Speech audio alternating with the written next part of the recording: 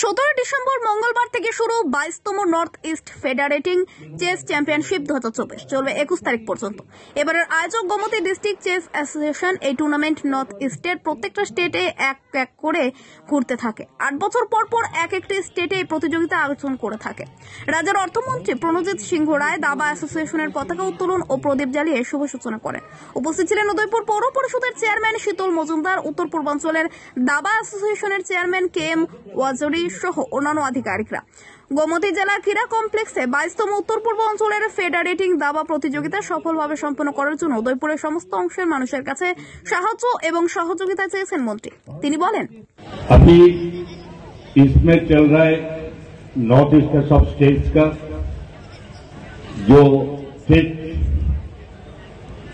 Championship competition, Assam छोड़ के सभी एक जैसा छोटा छोटा स्टेट हम लोग का अभी सब स्टेट के साथ एक साथ में जुड़ने के जो प्रोग्राम बनाया हुआ है कल्चरल से। हम लोग इधर उदयपुर में बहुत सारी प्रोग्राम हम बनाते हैं त्रिपुरा में, जिसके लिए दूसरा स्टेट का जो कल्चरल एंड हमारा कल्चर के मिलकर जो प्रोग्राम होते हैं ये चल रहा है कुछ साल तक। आज खेला के साथ जो स्पोर्ट्स के साथ माध्यम से भी हो रहा है, एक रिलेशन बनेगा हमारा नॉर्थ स्टेट का मजबूरी का। कि सबको मालूम है कि नॉर्थ ईस्ट स्टेट का भी जितना डेवलपमेंट हो रहा है,